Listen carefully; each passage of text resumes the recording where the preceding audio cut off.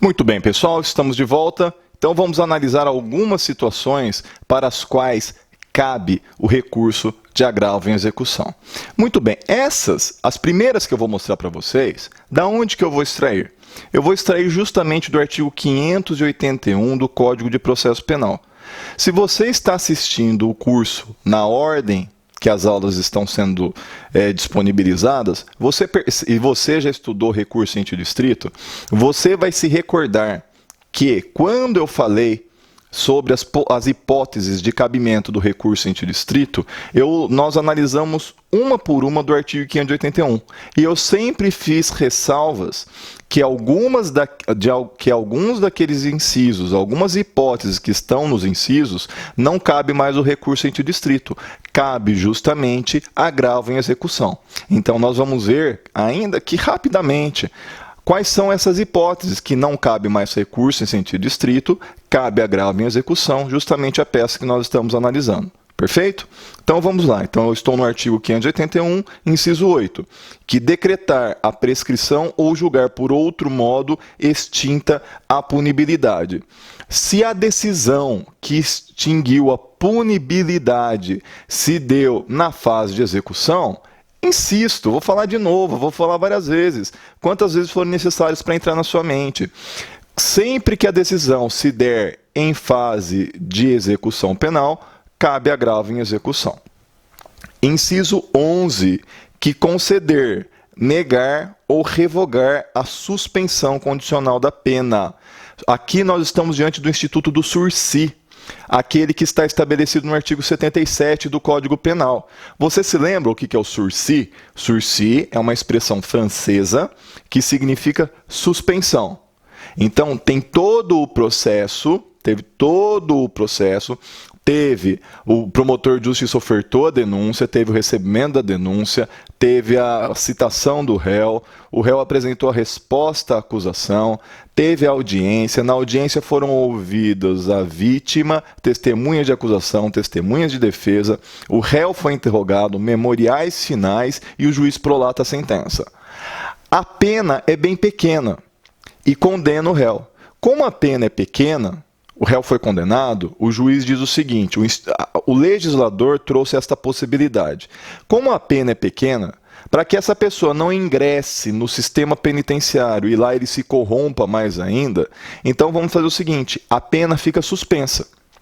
Ele, cumprindo com algumas obrigações durante a execução da pena, ou seja, não se ausentar da comarca por mais de 7 dias, comparecer mensalmente ao fórum para justificar as suas atividades, se recolher para sua casa quando não estiver trabalhando, ficar em casa de sábado e domingo, enfim, se ele cumpre determinadas condições, a pena fica suspensa. Se ele não cumpre, a pena é cumprida. Então é uma suspensão condicional, desde que cumprida algumas condições da pena que lhe foi imposta. Muito bem, se há alguma decisão de revogação desta suspensão condicional da pena, do sursi, nós estamos na fase da execução, cabe o recurso de agravo em execução. Perfeito? Inciso 12, que conceder, negar ou revogar livramento condicional. O nosso ordenamento, pessoal, o cumprimento da pena no nosso ordenamento jurídico, ele se dá de uma forma progressiva. Então, vamos supor que a pessoa tenha pego uma pena alta e ele tenha iniciado o cumprimento da pena no regime fechado. Regime fechado ele não sai de jeito nenhum. Então, ele entra no regime fechado, progride para o semiaberto. Se ele cumpre algumas condições, ele pode ser colocado em liberdade. Esta liberdade, o legislador não chama de liberdade, ele chama de livramento. E assim como no sursi, que é a suspensão condicional da pena, esta liberdade, este livramento, também é condicionado a algumas práticas, algumas atitudes do apenado. Então ele é colocado em liberdade. Se ele cumpre tudo isso, ele fica livre, ele termina a pena já em liberdade. Então, o livramento condicional.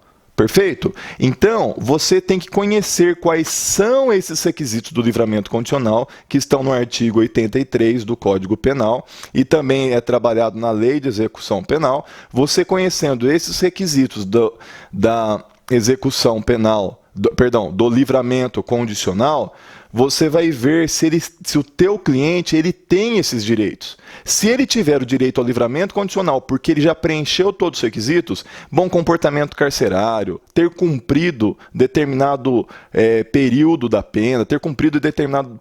pena, tudo isso faz com que ele possa ser colocado em livramento condicional. O que acontece? O examinador da OAB vai fazer o quê? Vai falar que o juiz negou o direito, porque não foi preenchido algum requisito. Só que o mesmo examinador já vai demonstrar que ele preencheu o requisito sim, e que o juiz interpretou a lei ou a situação do seu cliente de maneira equivocada. E aí você vai defender o seu cliente por meio de qual instrumento?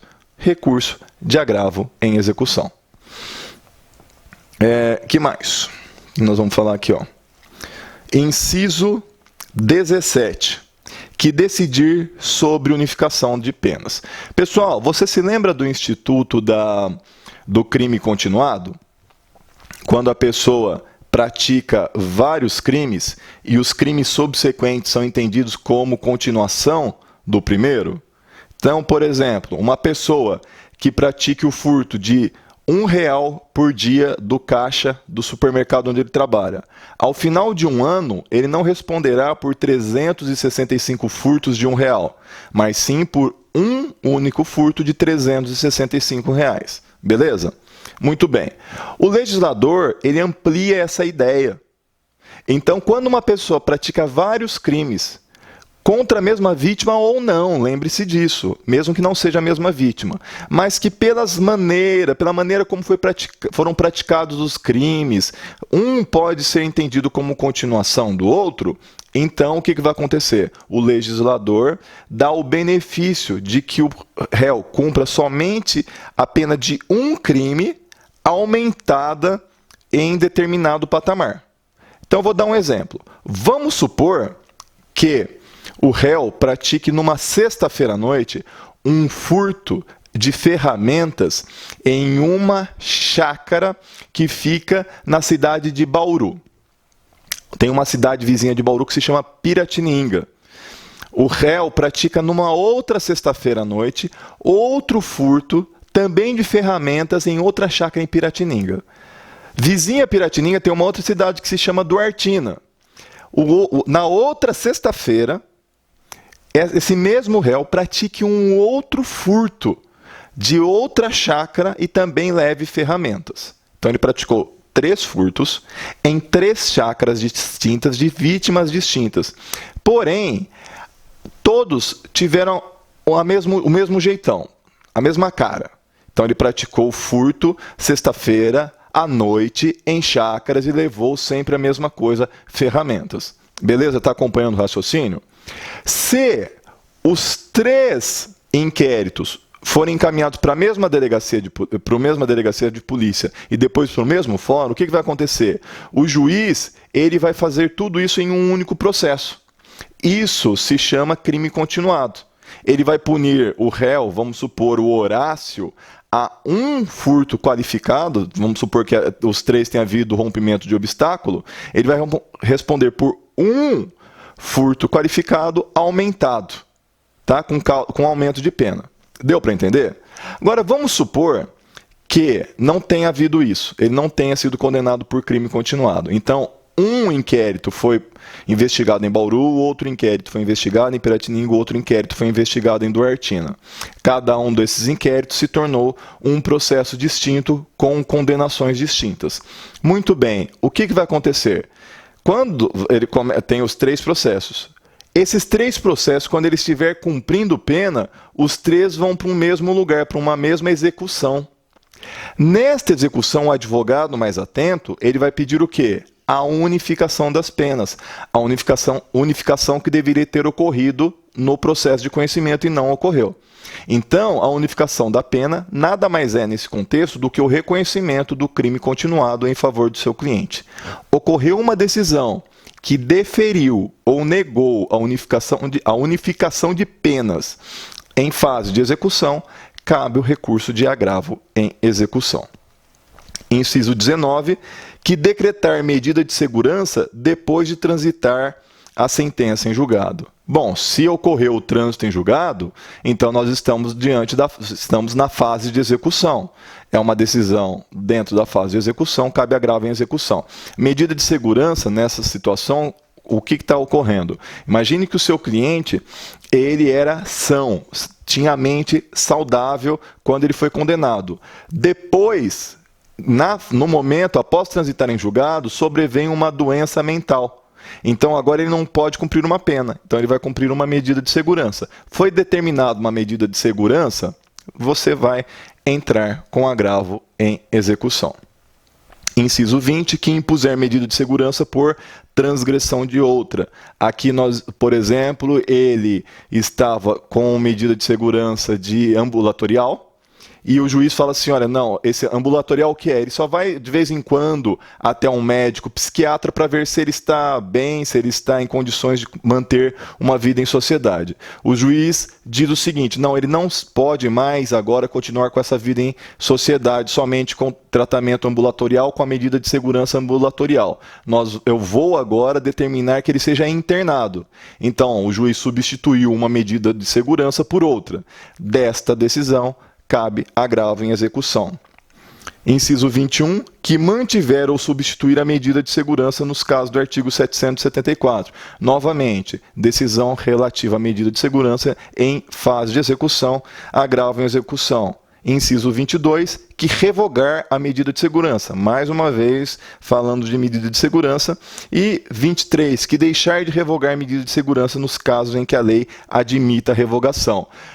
Chegou uma situação em que cabe a revogação, o seu cliente não precisa mais se manter submetido a uma medida de segurança, é solicitada a revogação e o juiz não concede a revogação. Estamos em fase de execução, estou falando mais uma vez, cabe agravo em execução. Certo?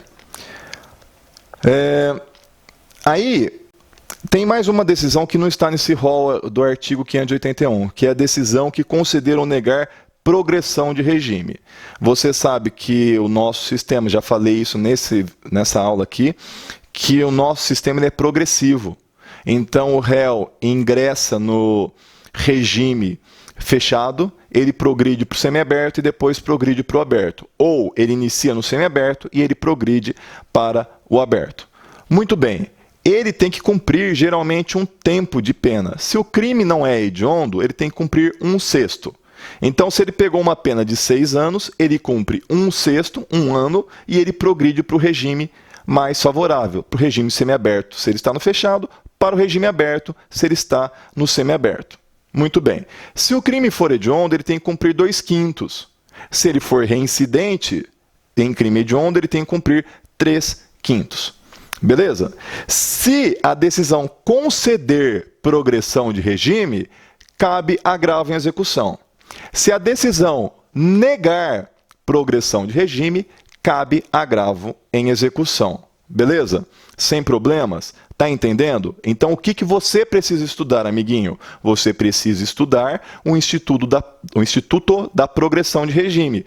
Quando que cabe progressão de regime? Quais são os requisitos? Porque o examinador da OAB vai dizer que o seu cliente não teve o benefício concedido e vai explicar os motivos que o juiz levantou para não conceder o benefício. E aí você vai ter que enfrentar cada um dos argumentos trazidos pelo juiz e demonstrar que o seu cliente tem, sim, o direito ao benefício. Outra coisa, aqui fala da decisão que conceder ou negar a progressão de regime. Vamos supor que o juiz concedeu a progressão de regime e o Ministério Público ingressou com recurso de agravo em execução contra essa decisão. Você vai apresentar o quê?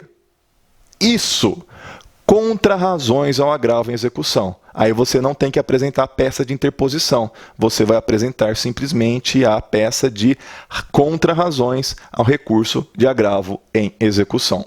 Perfeito? Mais uma decisão aqui que pode cair é a decisão que admitir a inclusão do executado no regime disciplinar diferenciado, o famoso RDD. Regime disciplinar diferenciado não é regime de cumprimento de pena. Regime de cumprimento de pena que nós temos é o fechado, o semiaberto e o aberto. O RDD é uma punição, é uma medida mais gravosa que se impõe a determinados executados. Por exemplo, quando estão envolvidos com crime organizado. Então, eles estão envolvidos com o crime organizado, vamos deixar esse cara na solitária. Ou a pessoa praticou algo que causou grande comoção, grande tumulto no sistema penitenciário. Vamos colocá-lo no regime disciplinar diferenciado. Então, é um regime, como o próprio nome já diz, para disciplinar o executado. Nesses casos em que o juiz dá uma ordem determinando que a pessoa seja colocada nesse regime, que é mais gravoso, é uma decisão em sede de execução penal, então cabe também recurso de agravo em execução. Tá certo? Então, pessoal, vamos para mais um intervalo, aí já nós voltamos para saber como estruturar, como é que nós fazemos a nossa peça de agravo em execução. Daqui a pouquinho nós voltamos.